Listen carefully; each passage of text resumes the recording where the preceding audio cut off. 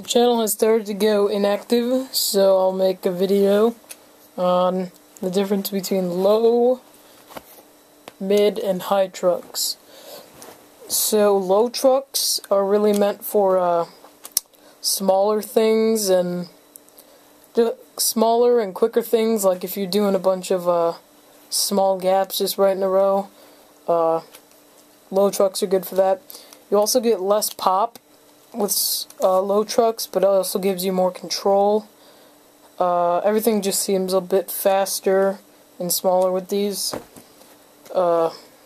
Mid trucks are pretty much that, but mid. Just like medium-sized things.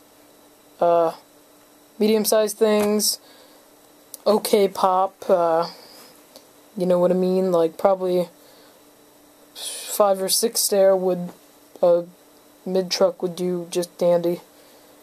And then a high truck, everything's just bigger. Like you have more pop, less control, but yeah, probably good for like 24 stairs and stuff.